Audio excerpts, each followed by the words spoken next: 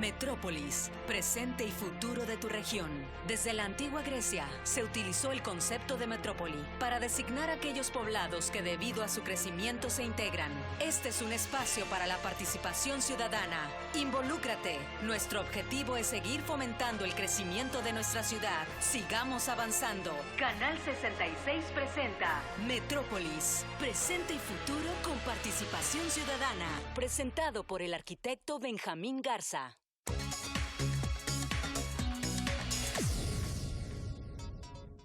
Bienvenidos a Metrópolis, presente y futuro con participación ciudadana. Y hoy más que nunca esa participación ciudadana es muy importante para tomar ese rumbo correcto en nuestro país. Y bien, el tema del día de hoy es el interesantísimo tema precisamente del análisis presupuestal del gobierno federal. Sus retos y oportunidades para este 2024 con un gran invitado, un conocedor y pues sobre todo un maestro de lo que es esa área fiscal en nuestro país. Vamos a ver unos minutos más para que usted se quede con nosotros y precisamente pueda ver las opiniones y sobre todo llegar a esas conclusiones importantes para ese redireccionamiento de nuestro país. Tema importantísimo para precisamente esa calidad de vida que todos deseamos. Y bien, entre los temas que tenemos para el día de hoy, además quiero empezar con agradeciendo a pues, nuestros seguidores en las redes sociales antes de continuar con el programa. Y precisamente quiero agradecer a Lauro Molina, también a Sandra Armenta, a Cristiano Ornelas, a Ricardo Covarrubias, gracias Ricardo, también a Ana Célida León, a Salvador Lemus, a Lilia Pérez, a Silvia Sandoval, a Rosana Letaif, muchas gracias Rosana por tus comentarios, también a Eduardo Germán Castro, a Francisco Urias, a José Barish, a Emilio Figueroa, a José Luis Piña, también a Marta Cáceres, a Irán López, también a Tessy Navarro, a Ramón Hernández, a Rigo Curiel, a Ofelia Bermejo, también a Vicente Alfaro, a Mariano Benavides, a Teresita Gutiérrez, al doctor Alberto Jabalera, muchas gracias, también a Fernando Abarca, muchas gracias Fernando Abarca, también a Carmen García, a Margarita Medina, a Beatriz Lever García, también pues al arquitecto Alfredo Antonio Gallardo, muchísimas gracias arquitecto por sus comentarios y seguirnos en las redes sociales también. También a Víctor Manuel Castillo, a Rebeca Corella, también a Fernando Martínez, también a Lourdes Tiznado, gracias Lourdes por tus likes. También a Eligio Randa, a Marco Antonio Peña, también gracias Marco Antonio por tus comentarios. También quiero agradecer a José Luis Jaral, a Alejandro Painberg, a Jorge Ochoa y pues un sinfín de seguidores que tenemos. Muchas gracias a todos ustedes. Y pues entre los temas importantes que tenemos para comentar a ustedes antes de nuestra entrevista principal es precisamente que en nuestro país en general se empieza a recuperar el consumo de los mexicanos. ¿Qué quiere decir esto? Si bien es cierto, hay una cierta contracción que vamos a ver en unos minutos más en los temas económicos, los consumidores en nuestro país han empezado a tener esa confianza. Y esto lo vemos por ese crecimiento de lo que son las remesas, que prácticamente se han duplicado y han tenido un gran impacto en el consumo en México, lo cual está ayudando tremendamente a esto que tiene que ver con la decisión de gastar en diferentes insumos en nuestro país. Este es un tema importantísimo, puesto que esas remesas han generado ese gran valor hacia la economía nacional y esa importación de recursos sin duda tiene un impacto positivo para ayudar a esa economía que por alguna parte no nos ha ido tan bien, sobre todo en los temas que tienen que ver con el gasto, que vamos a ver en unos minutos más, cómo ha habido demasiado gasto en obras emblemáticas, demasiado gasto por todos lados y sobre todo que pues la deuda crece en nuestro país y pues ¿qué estamos esperando para este próximo 24, incluso para el 2025 en temas de la macroeconomía nacional? También otro de los temas importantes que tenemos para comentar con ustedes es precisamente que Tijuana va a ser sede del Tianguis, este Tianguis Turístico 2025. Y esto pues por parte de la Secretaría de Turismo del Gobierno Federal, pues ha sido un gran acierto, puesto que el mayor ingreso del turismo precisamente viene de Estados Unidos y segundo por Canadá. Entonces, esto va a traer, pues, va a incrementar la confianza precisamente de todos los manejadores de tours de esos países y sobre todo, pues, que va a ser en Tijuana, que es la puerta de México y que, pues, tiene el mejor intercambio, ¿verdad?, del mundo en tanto a personas que pasan de un lado al otro de la frontera. Usted lo sabe muy bien. Y también, pues en esta 49 edición de este importante tianguis turístico, pues van a venir muchísimos manejadores, sobre todo Estados Unidos, en donde pues tenemos ahí cerca de 12 millones de turistas al año de ese país. De Canadá, pues vendrán cerca de 3,5 al año. El de Canadá, pues se ha aumentado cerca del 45% del año pasado a este, lo cual es importante. Y el de Estados Unidos se ha incrementado básicamente un 3,3%. Un tema importante para lo que es la dispersión de esos recursos por parte de los turistas, que es una importación de recursos hacia nuestro país. Pero por otra parte tenemos un reto importante. Bueno, el reto importante es que, pues uno, ¿por qué se escoge Tijuana?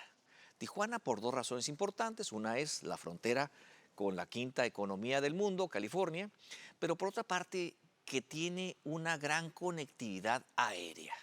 Y este es un ejemplo que pues se ha olvidado, ¿verdad?, en nuestro país, sobre todo pues con aquella cancelación de Texcoco, sobre todo con aquel AIFA que ha sido de alguna manera pues muy limitado en esa.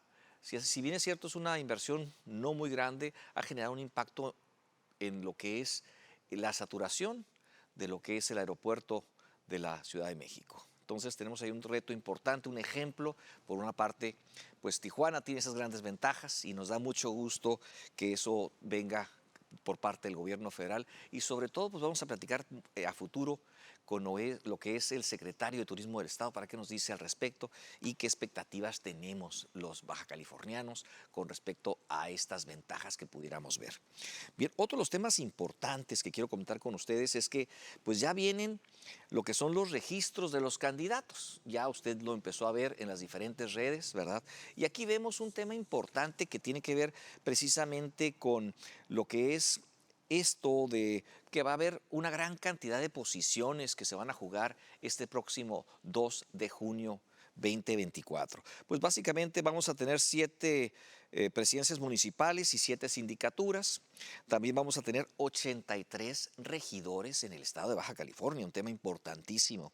También 17 diputaciones estatales de mayoría y 8 diputaciones precisamente de representación proporcional.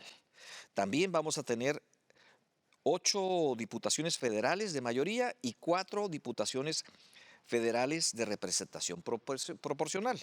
Y por otra parte vamos a tener solamente dos senadurías y una solamente de representación proporcional. Un tema importante, ¿verdad?, para las decisiones de nuestro país y sobre todo cuando vemos eso que tiene que ver con el gasto en el presupuesto. Esos equilibrios que precisamente la modificación que precisamente tuvo lo que sería el Tribunal de Justicia Electoral en Baja California, pues tuvo un cambio en lo que son los bloques. Usted sabe, antes había una combinación medio rara de ciudades que bloque alto y había una combinación de ciudades grandes con ciudades pequeñas, pero pues después de esta sentencia que se emite hace unos días, pues ya vemos que hay un equilibrio y esto es bloque alto, Mexicali, Tijuana. Bloque intermedio, pues estaríamos hablando de Ensenada, Rosarito y Tecate. Y lo que sería el bloque bajo, pues serían los nuevos municipios de San Quintín y San Felipe. Entonces, de alguna manera se ve más equilibrado. Entonces, va a tener que haber en el bloque alto, que es el de Mexicali y Tijuana, pues habrá que tomar en cuenta que uno va a ser para mujer, otro va a ser para hombre, y pues esto nos va a traer oportunidades. También sabemos que hoy por hoy, pues esta decisión genera un equilibrio de género. Estamos pensando que en un futuro pues no va a ser necesaria esta equidad de género y más que nada se va a regir por capacidades. Pero ahorita creo que es provechoso para que aprendamos a que debemos de ser equilibrados en ese sentido, sobre todo en donde muchas veces o muchos años no había esa elección tan sencilla que pareciera, en donde se puede escoger hombre o mujer, y hoy por hoy pues hay una equidad por ley. Entonces, repito, esperamos que en un futuro esta sea por precisamente esas aptitudes de los candidatos y no por género. Pero en fin, por lo pronto creemos que es una buena decisión y pues va a generar un aprendizaje para todos los mexicanos. Pues bien, vamos a ir a un corte comercial para regresar con nuestro invitado del día de hoy para abordar este importante tema que es ese presupuesto federal y los retos y oportunidades que se presentan para este 2024. Regresamos en unos minutos.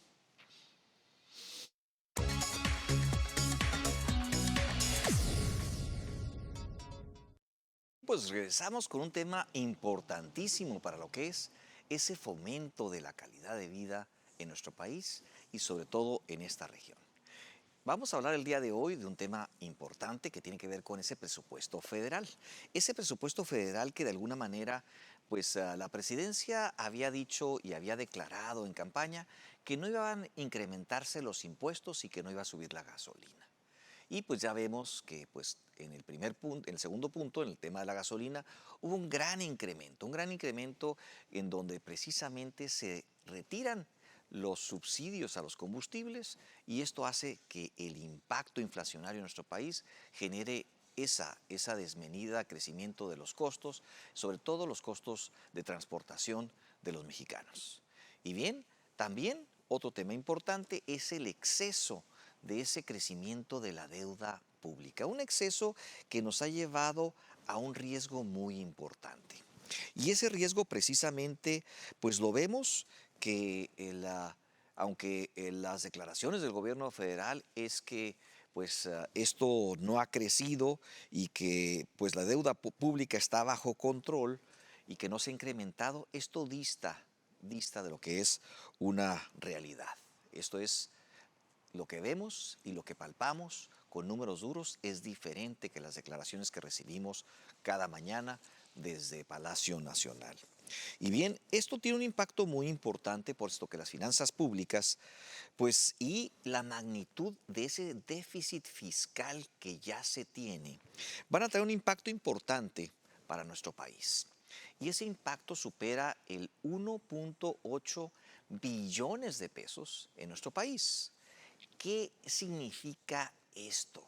¿Qué significa? Que pues realmente el gobierno y los mexicanos vamos a estar pues gravemente endeudados y la deuda per cápita pues se ha incrementado muchísimo en nuestro país, temas que vamos a ver con precisión en unos minutos más, pero lo importante es que el PIB, la relación de la deuda aumentó, pues traemos cerca de un 5.4% y pues todo lo que son las financieras internacionales están recomendando a nuestro país que haga una reducción para esa calificación crediticia. Y pues el proyecto, más bien la proyección que traen es que debe de bajar al 3.5% del PIB.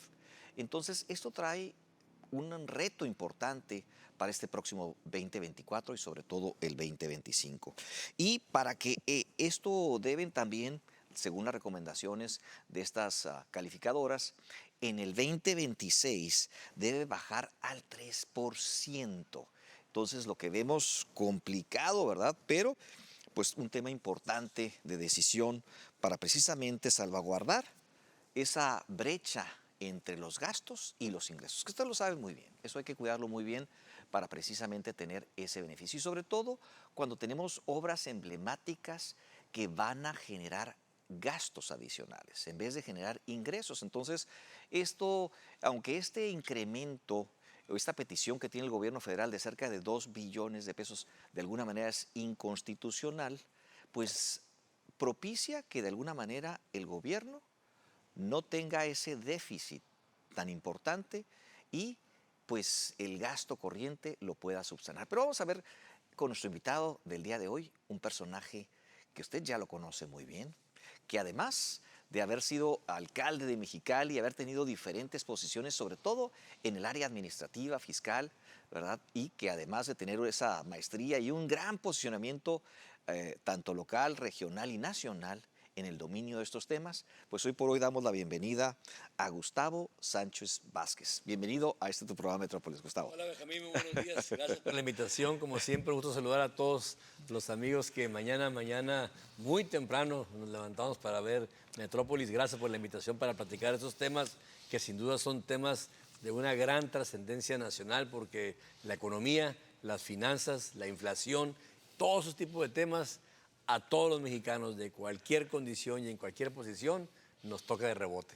Así es. Y sobre todo cuando tuvimos alguna experiencia del pasado, aquellos que tenemos memoria, ¿verdad? Y las experiencias que se tuvieron aquella docena trágica, sobre todo Luis Echeverría, también López Portillo, ¿verdad? En aquel sexenio, aquellos 2 sexenios en donde pues crece tremendamente la deuda, después llega el sexenio de Miguel de la Madrid y pues después también llega Salinas de Gortari. Pues aquí, ¿qué sucede en este equilibrio? ¿Cómo es que hubo ese gran cambio entre lo que es ese expendio y sobre todo ese gasto que genera aquellas inflaciones? Yo recuerdo cuando le borramos 3 ceros a la moneda, ¿verdad? Precisamente por esos malos manejos. Y recuerdo también aquella triste declaración del presidente López Portillo en donde llora y le pide perdón a los mexicanos, pero de alguna manera pues llega a ser un equilibrio por parte de Ernesto Zedillo Ponce de León, un mexicalense de corazón y que muchos tuvieron la oportunidad de compartir las aulas con él. Platícanos sobre este equilibrio de las finanzas públicas que se empiezan a establecer en ese periodo. ¿Cuál es el concepto? Platícanos un poco de esta experiencia. Bueno, sin duda alguna, las finanzas públicas de cualquier nivel de gobierno, federal, estatal o municipal, tienen que ver con algo que se llama, Benjamín, disciplina. Las finanzas son matemáticas puras. Y yo sé que mucha de la gente que nos está viendo en casa, muchos amigos, amigas, muchos jefes de familia, esposos, madres de familia, que con mucho esfuerzo administran su casa, muchas personas que administran su negocio del nivel que sea, saben que si las finanzas no se controlan, no se vigilan, pero lo más importante, no se utilizan con responsabilidad, normalmente las cosas no salen bien. Y un país, un estado y un municipio no está exento de ello. Está muy sencillo. ¿Cuánto ingresa y cuánto gastas? Y en razón de lo que ingresa es lo que tú sabes que puedes gastar. Y normalmente, y vuelvo a insistir en el ejemplo de la familia, pues uno lo primero que gasta es en lo indispensable. La alimentación, la casa, el vestido, la salud, etcétera.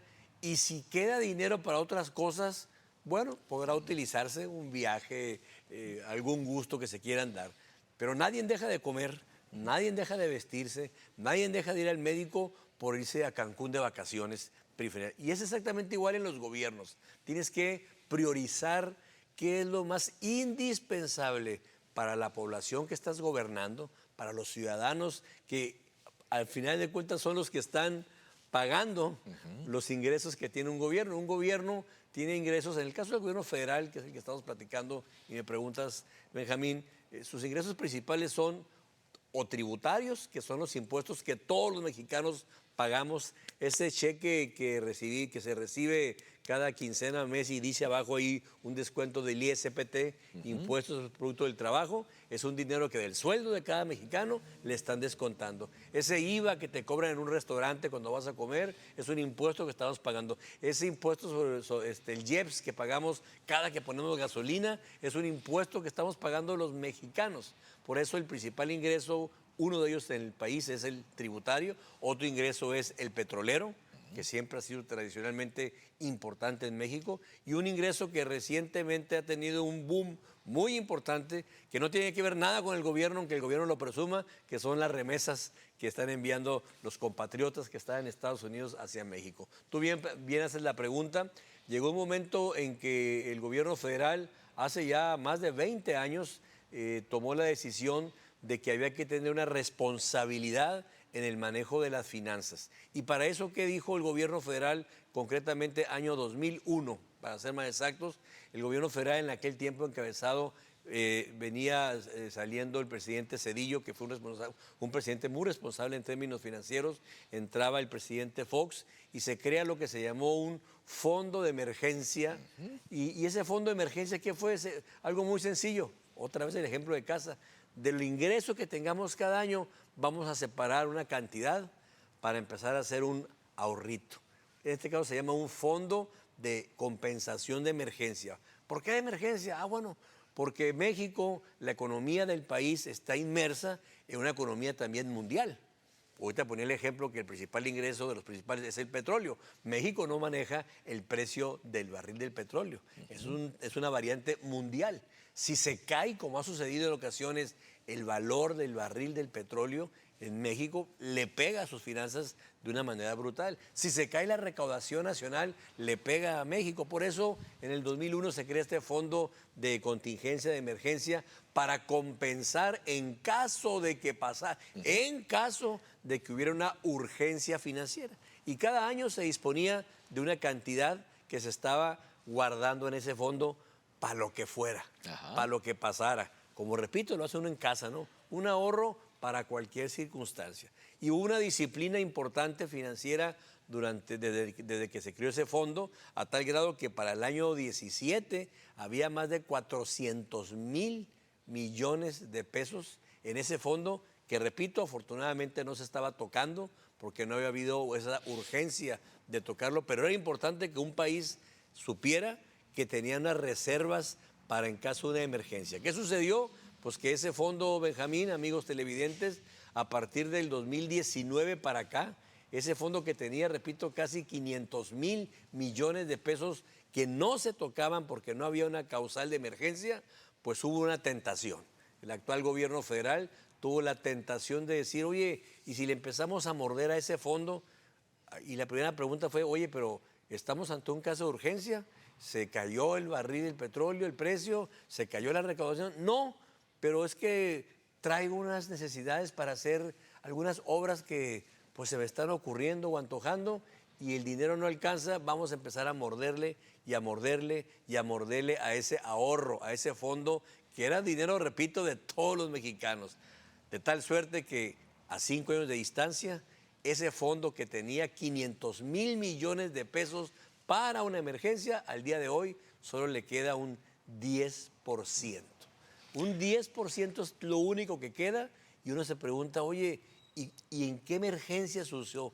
En ninguna emergencia. Simplemente pues había que terminar las obras emblemáticas o lo demás y ese es cuando empieza el descontrol de las finanzas de un país. Importantísimo comentario y sobre todo cuando vemos que además de haber utilizado ese recurso para un aspecto diferente al que estaba etiquetado, pues estas obras ni siquiera van a estar terminadas. Estamos hablando de una refinería que todavía le faltan cerca de 1 año y medio, 2 años, y que escasamente va a producir algo de gasolina. Y por otra parte vemos también un Tren Maya que pues va en apenas el 50%, no obstante que han hecho inauguraciones y más inauguraciones de todo esto, pues aparentando que ya está terminado cuando no lo es.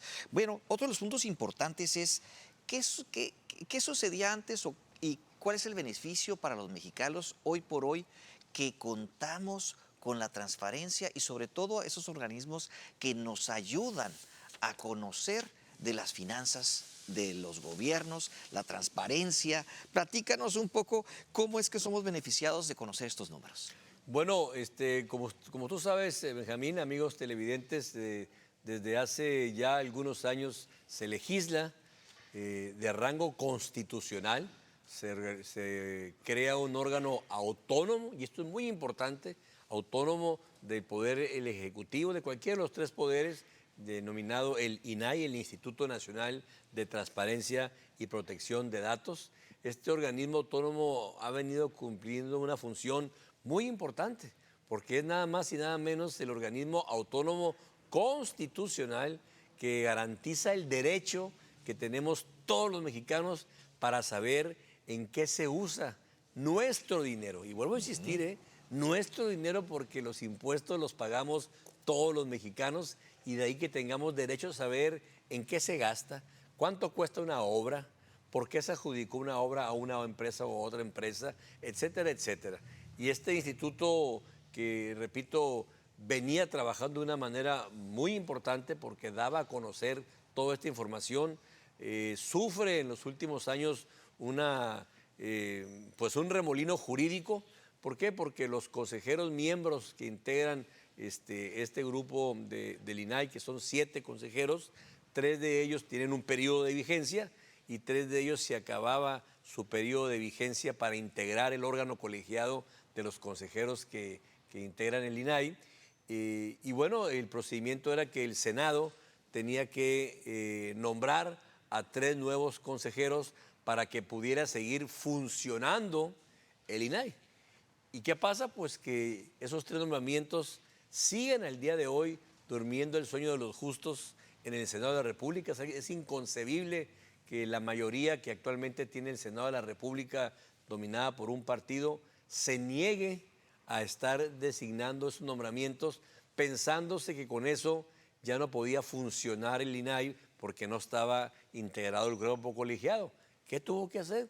Tuvo que intervenir la Suprema Corte de Justicia, promovido una acción de inconstitucionalidad por los actuales miembros consejeros que así estaban vigentes, y lograron una resolución de la Corte que dijo, bueno, si el Senado se está negando a nombrar a estos 3 consejeros que integran el cuerpo colegiado de 7 para funcionar, con los 4 que tienen todavía su nombramiento vigente, va a funcionar, dijo la Corte, porque el país no se puede quedar a oscuras. Esto es, no puede nadie, ni el presidente de la República ni los senadores, venir y apagarle el botón de la luz y dejar en oscuridad el país de saber en qué se gasta el dinero de los mexicanos. Y actualmente está funcionando el INAI con 4 consejeros nada más, porque el Senado se niega a nombrar 3, y la Corte dijo, con esos 4 va a ser válido que funcione el INAI. Y gracias a este funcionamiento es que hemos tenido información muy importante, tú ya lo decías,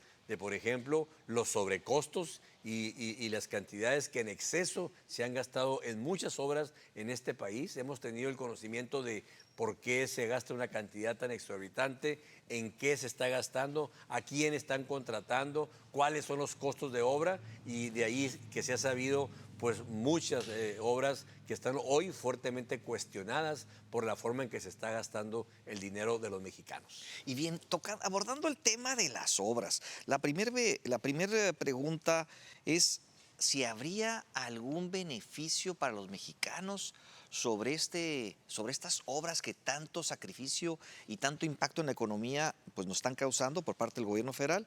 Y la segunda pregunta es, ambas candidatas a la presidencia de la República han declarado que se van a mantener precisamente esos programas sociales para los adultos mayores y otros.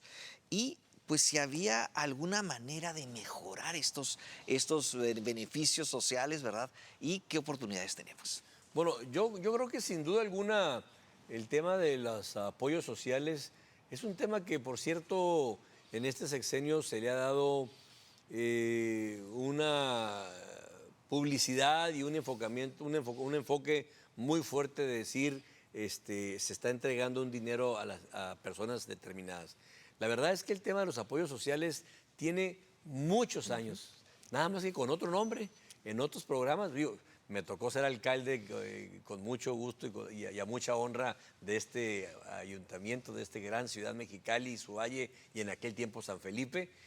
Teníamos programas de becas sociales. Mi esposa Margarita, a través del DIF municipal, hacía un programa extraordinario donde entregábamos, nada más, hoy tengo el dato perfectamente, en 3 años hicimos entrega de más de 75 millones de pesos en apoyo de becas a madres trabajadoras, jefas de familia, a jóvenes estudiantes, a adultos mayores, a personas con discapacidad, registrado, estudio previo, estudio social que justificara la entrega de esos apoyos. Por eso digo, esto siempre ha existido. ¿Qué pasa ahora? Lo que está pasando ahora es que el programa de apoyo, por ejemplo, a adultos mayores, le llega su apoyo a adultos mayores al dueño de un parque industrial, al dueño de una maquiladora, al dueño de un parque industrial, al dueño de una gran empresa que no tiene la más mínima necesidad de que le lleguen esos 2, 3 mil, 4 mil pesos, le llegan. Es cuando uno ve que esos programas sociales no están planeados con la idea de beneficiar a quien realmente lo necesite. Los 2 mil, 3 mil, 4 mil pesos que puede llegarle a alguien que lo necesita, debería llegarle más si los programas sociales se hicieran realmente con una intención de que lleguen a quien lo necesita realmente. Y esto tiene que ver porque también debiera ser más la cantidad. Alguien dice, no, es que si llega otro gobierno van a quitar los programas sociales. No, hombre, no pueden quitar lo que siempre ha existido. Y siempre ha existido programas sociales. Lo que sí debiera llegar más de lo que está llegando si se orienta correctamente. Uno, de que le llegue a quien lo necesita. Y no le llegue, por ejemplo, a un empresario que no tiene necesidad de ello y le llegue su cheque por el solo hecho de tener 60 o 65 años más. Y dos, debería llegar más apoyo social para los que más necesitan si no se hicieran obras que hoy están costando un dineral brutal. Y es cuando uno se pregunta, ¿en qué se necesita más invertir en este país? Yo dijera, necesitamos un tren que atraviese la selva allá maya, que haya destruido ecológicamente como hemos visto, o requerimos más escuelas, universidades, hospitales, medicamentos, seguridad, equipamiento para la policía y combatir la delincuencia. Yo le preguntaría a los amigos bajacalifornianos, mexicalenses, esos impuestos que estamos pagando, ¿qué quisiéramos mejor? ¿Que se siga destruyendo la selva allá en el Tren Maya o que ese dinero en parte regresara a Mexicali para más pavimentación, para más patrullas, para más obra pública y demás? Esa es la parte de Benjamín donde un gobierno tiene que ser muy responsable en dónde va a gastar, repito, el dinero de la gente. Importantísima respuesta. Y entonces, para precisar en esta inversión de recursos, las prioridades, si pudiéramos enumerarlas para que nos queden muy claro a todos los mexicanos y sobre todo aquí en Baja California y nuestra querida ciudad de Mexicali, ¿cuáles serían, si las enumeráramos, cuáles serían las más importantes en esa lista de prioridades? Bueno, en el presupuesto federal, tú lo sabes, hay 3 obras en particular que han apretado de una manera exagerada el presupuesto nacional. El aeropuerto, empiezo por él en términos en tiempo. Llega este gobierno federal actual y dice, yo sé que ya hay un aeropuerto construyéndose, yo sé que ya se han gastado 135 mil millones de pesos en ese aeropuerto que ya se está construyendo, que ya va avanzado, ya se han gastado 135 mil millones de pesos, pero ¿sabes qué? Dijo el presidente, yo no quiero este aeropuerto, yo quiero hacer otro aeropuerto, quiero construir otro aeropuerto. Oiga, presidente, pero es que ya se lleva gastado 135 mil millones. Y si dejamos de terminar este aeropuerto, a las compañías que se contrataron para construirlo, habrá que indemnizarlos. Y esa indemnización va a andar rondando los 280 mil millones de pesos. Esto nos lleva casi a 400 mil pesos entre lo ya metido en el aeropuerto, más lo que habría que pagar de indemnización. Y dijo este gobierno federal, me vale. Se cancela el aeropuerto, se van a ir 400 mil millones de pesos a nada, pero yo voy a hacer el aeropuerto Felipe Ángeles, que terminó costando otros 100 mil millones de pesos. Ese es el tipo de decisiones donde uno dice, carambas, el dinero no sobra, el dinero está escaso y no puedes estarlo dejando ir de esa manera. Otra obra emblemática, pues el Tren Maya, que todos conocemos, una obra que originalmente se pensó que andaría más o menos en 150 mil millones de pesos. Ahorita ya va en un sobreprecio rondando los 500 mil millones de pesos. 3 veces más caro de lo que se dijo que iba a costar, va hoy aumentando y aumentando porque nos equivocamos en el número, en el cálculo, se está costando más. Lo que iba a costar 150.000 millones de pesos, hoy va ya en 500.000 millones de pesos. Y terminaría, pues tú ya lo mencionaste, Benjamín, con la refinería Dos Bocas.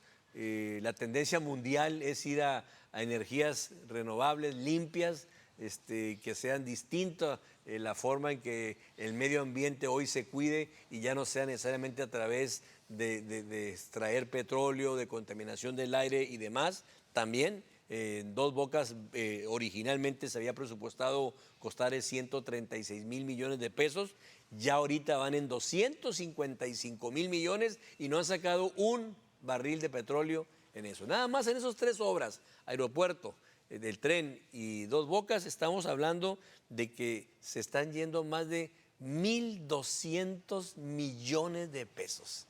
1.200, imagínense, amigos televidentes, la cantidad de hospitales, la cantidad de carreteras, la cantidad de escuelas, la cantidad de medicamentos, todo aquello que es, repito, prioritario para los mexicanos pudiéramos tener si esos más de 1.200 millones de pesos se pudieran estar. Y tú te lo dijiste al principio, para hacer todo esto, oye, con el presupuesto, ¿cómo le haces? Bueno, pues el presupuesto nacional para el 24, el presupuesto de egresos ronda los 9.000 más o menos billones de pesos. Y solamente el endeudamiento que los diputados federales actuales le aprobaron al gobierno federal, al presidente de la República, es histórico. Nunca se había endeudado tanto un gobierno como va a ser en el año 2024. La deuda que los diputados levantaron la mano, fíjense nada más, el solo hecho de levantar una mano de los diputados, le dijeron al gobierno, adelante, endéudate con 1.9 billones de pesos. Amigos, es casi el 20% del presupuesto lo que le dijeron al gobierno, endéudate. Y no le dijeron al gobierno, nos dijeron a los mexicanos, porque esa deuda, pues es la deuda del país. La próxima presidenta que llegue a este país se va a encontrar con un gran déficit presupuestario, que tu capacidad de margen es mínimo. Y vuelvo a poner el ejemplo de la casa habitación.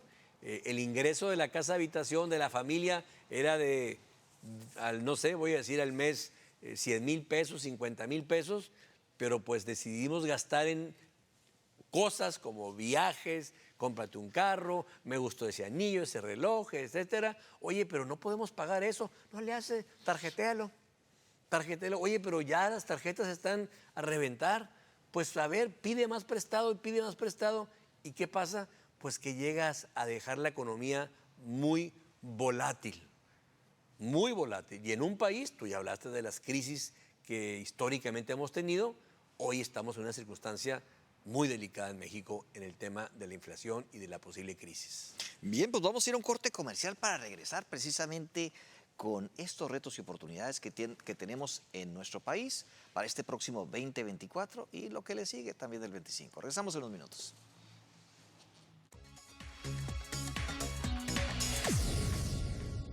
Bien, regresamos después de este corte comercial para abordar temas importantísimos que tenemos en ese presupuesto federal, ¿verdad? Para este 2024 y sobre todo estos retos y oportunidades que tenemos. Y bien, nos llega algunos comentarios del público. El señor Humberto Olivas dicen que le dan apoyos a todos los adultos mayores, incluso a empresarios y a industriales, pero no todos tienen el privilegio de vivir esos años. Yo tengo 75 años y 10 años recibiendo ese apoyo, que antes eran 1,000 pesos y ahora son 6,000 pesos los que recibo.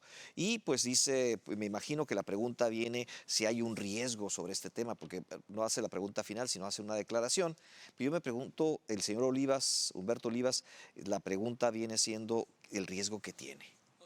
Que no hay ningún riesgo, señor Olivas, no hay ningún riesgo de que los apoyos sociales desaparezcan. De hecho, actualmente las dos candidatas a la presidencia de la República lo dicho públicamente, los apoyos sociales van a continuar. Eso no hay nadie ha dicho, que yo escuche haya dicho se van a eliminar. Y no deberían eliminarse, no tienen por qué eliminarse.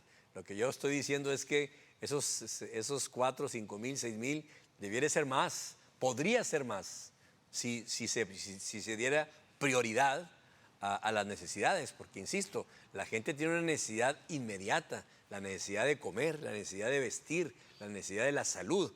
Eso es más prioritario. Entonces imagínense esos 1.300 millones de pesos en estas obras que mejor se redirigieran a aumentar los apoyos sociales a los que sí lo necesitan. Y vuelvo a insistir, porque entregar dinero por el solo hecho de la edad, sin saber, esto es cuando se cumplen 60 o 65 años, sin saber si lo está requiriendo, creo que es una política equivocada, porque entonces pudiera hacer que la bolsa fuera mayor para los que más necesitan realmente de ese apoyo y no le llegue a quien no tiene necesidad de que le llegue esa cantidad. Pero no está en riesgo los apoyos sociales, porque repito, ambas candidatas a la República han dicho que van a continuar.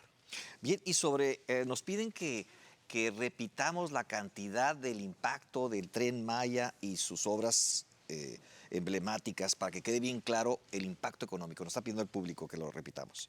Originalmente, cuando se anunció el tema del Tren Maya, se hablaba de que estaría costando alrededor de 150,000 millones de pesos. Esta cantidad fue aumentándose. Estas son cifras oficiales que el propio gobierno ha declarado, las ha dado a conocer, de tal suerte que aquel proyecto que originalmente se pensó sería de 150,000 millones de pesos, hoy anda rondando, sin todavía terminarse, en 511,000 millones de pesos. Y esto lo ligo mucho a la pregunta que me hacías de la importancia de la información, de la información que tenemos derecho todos los mexicanos de saber, bueno, ¿y por qué ha costado más? ¿Por qué ha costado el triple? ¿Por qué de 150,000 millones que se debió haber hecho un presupuesto se va al triple? Tú, aquí estoy hablando con un experto en construcción, el arquitecto Garza Benjamín, y haces un presupuesto de arranque, pero no te equivocas por 3 veces, ¿verdad? Lo que iba a costar 10 millones, costó 30. Ah, caray, espérame, pues, ¿por qué costó 3 veces más de lo originalmente presupuestado? Ah, bueno, ahí entra la importancia del Instituto de Transparencia de Información, para que tuviéramos todos los mexicanos derecho a saber por qué ha costado más, en qué se ha ido más, a dónde se ha ido más ese dinero. Ah, no, pues ahorita no hay instituto, no puede funcionar, el Senado no nombra a los 3 consejeros que faltaban para sesionar, la Corte tiene que llegar y darle un manotazo al Senado y decirle, pues con 4 consejeros, con esos 4 va a funcionar ante tu negativa, Senado, de nombrar a los 3 consejeros. Todo eso tiene mucho que ver. Un tema importantísimo, sobre todo en el cuidado y la proyección de los proyectos. Pues los que nos dedicamos a esto sabemos que eso sucede únicamente cuando hay desvíos, cuando no hay planes y sobre todo cuando no hubo un presupuesto ni un control. Nada más para enfatizar el punto, si una obra en la obra privada se desfasa un 5%, imagínense. Estalla toda la problemática. ¿Multas? 10%, multas, para empezar, excesos, no se pagan, etcétera. Y hoy por hoy, pues vemos que, si bien es cierto en la iniciativa privada, un exceso del 5% es desmesurado, o un 10% quizás. ¿Qué pasa cuando se van al 30%, al 40%, al 100%, al 200% o al 300%? Como en este caso. Pues vamos a ir a un corte comercial para precisamente seguir abordando estos temas y regresar con todos ustedes en las conclusiones y recomendaciones que tiene Gustavo Sánchez Vázquez aquí, precisamente en Metrópolis. Regresamos en unos minutos.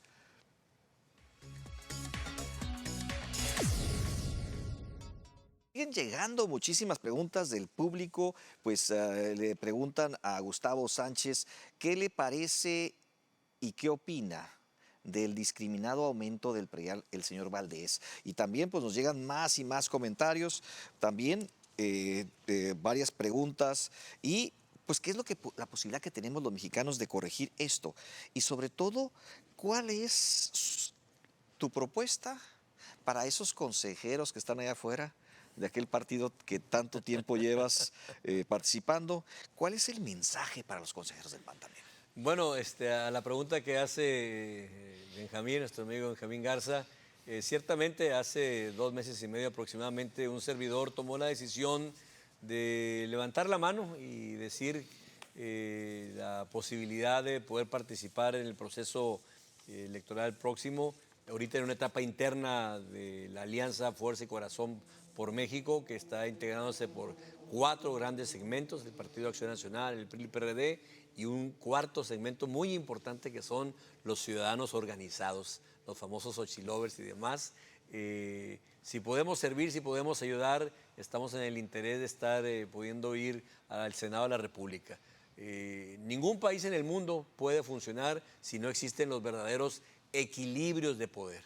Cuando el Poder Ejecutivo tiene prácticamente de rodillas al Congreso de la Unión, Cámara de Diputados, Cámara de Senadores, cuando toda iniciativa que se envía por el Ejecutivo, el Congreso de la Unión parprácticamente pareciera una mera ventanilla de trámite, donde lo que llega, no voy muy lejos de lo que estamos hablando, el presupuesto de egresos que envía el presidente de la República, ¿sabes qué se le movió, Benjamín? Ni una coma. Insisto, ni una coma se le movió al presupuesto porque tal cual venía, tal cual se aprobó. Oye, viene reduciéndose drásticamente el presupuesto en salud, así lo aprobaron. Viene reduciéndose el presupuesto en educación, así lo aprobaron. Viene aumentándose 200% el presupuesto de la Sedena, del Ejército, así lo aprobaron. Y cuando no hay contrapesos, cuando no hay un poder legislativo, un Senado de la República que le diga, no, presidente, ese no es lo correcto. Yo recuerdo cuando yo era alcalde, había una serie de fondos muy importantes. Alguien me decía, oye, es que si vas al Senado y gobierna otro partido, yo no tengo problema en eso. Cuando yo fui alcalde del 16 al 19, que repito, con mucho gusto y mucho agrado, tuve el honor de ser presidente municipal de este gran municipio. A mí me tocó entrar como presidente municipal cuando era presidente de México, Enrique Peña Nieto, de otro partido que no era el de Acción Nacional, que yo milito.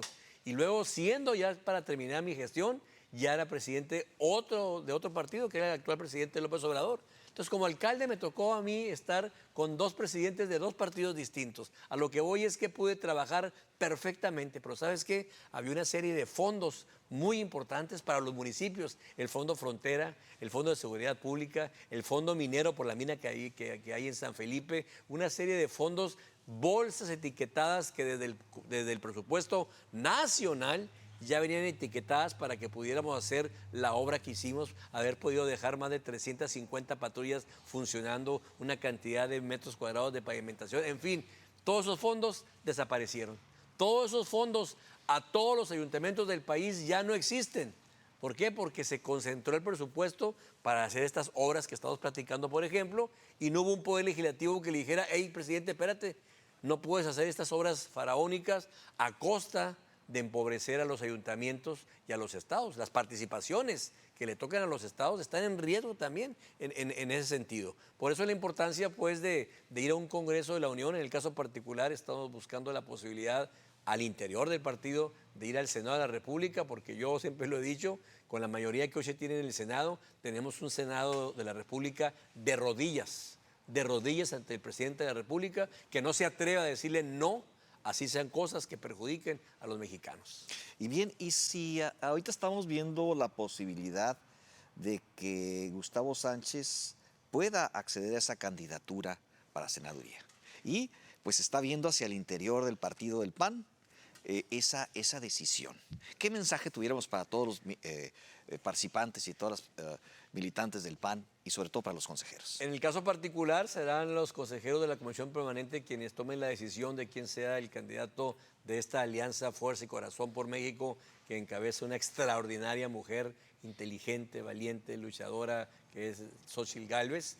El mensaje es que es el momento de ir a un esfuerzo muy importante. Es el momento de integrar un Congreso de la Unión donde podamos tener un verdadero contrapeso, sea quien sea la presidenta de México. Así sea Xochitl Gálvez la presidenta de México, debe haber un contrapeso en el Congreso de la Unión para que, repito, pueda procesarse las leyes y las reformas en beneficio de los mexicanos. El mensaje, pues, a todos estos consejeros de la permanente es que Gustavo Sánchez tiene este entusiasmo, este ánimo. Pongo a disposición en este momento de la alianza y posteriormente, así si fuera el caso de los bajacalifornianos, el que se pueda tener un senador que regrese a Baja California, un senador que esté velando por los intereses de los horticultores de San Quintín, de los pescadores de Ensenada, de los industriales de Tijuana, de los agricultores de Mexicali, que ya nos tocó vivir la manera en que fueron dejados al olvido los agricultores de Mexicali, en fin, tantos temas que un senador debe ser una voz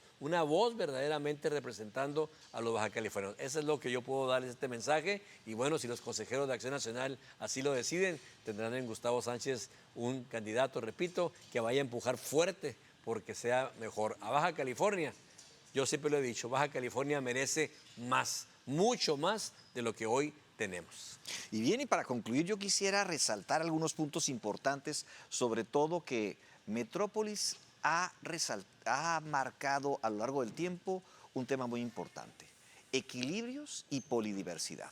Un tema de vital importancia para que precisamente esas decisiones no sean equivocadas y dictadas por una sola persona.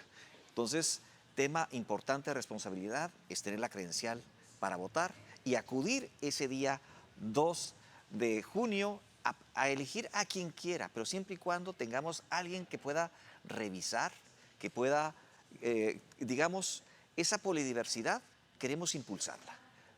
Esto quiere decir equilibrios, esto quiere decir alguien que revise las finanzas y no solamente sea una dirección propuesta por esa sola persona. Y bien, pues no nos queda más que agradecerte y felicitarte también por esos 400 millones que responsablemente Gustavo Sánchez dejó a su salida del Ayuntamiento de Mexicali. Muchas felicidades. Al contrario, Benjamín, gracias. Hicimos un esfuerzo muy importante, recibimos un gobierno quebrado, prácticamente en 0 pesos me dejaron el gobierno municipal. Fuimos muy responsables hablando de la disciplina financiera, gastamos en lo que había que gastar y en lo que no se gastó. Nunca anduve pagando conciertos que cuestan 7, 8, 10 millones de pesos para un grupo musical que disfrutaban 5,000 gentes, nunca. Primero estaba la pavimentación, primero estaba el alumbrado público, comprar patrullas y no andábamos gastando dinero en conciertos y otras cosas que a la mayoría de la gente no le interesa. Y fuimos un gobierno responsable, por eso sí, dejamos en caja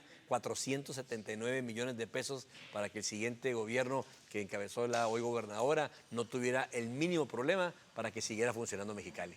Bien, pues muchísimas gracias por estar aquí con nosotros. Sabemos que Gustavo Sánchez tiene una agenda muy, muy abultada y sobre todo que es un orgullo para nosotros el tenerte aquí en Metrópolis. Muchísimas gracias. Al contrario, Benjamín. Muchas gracias por la invitación.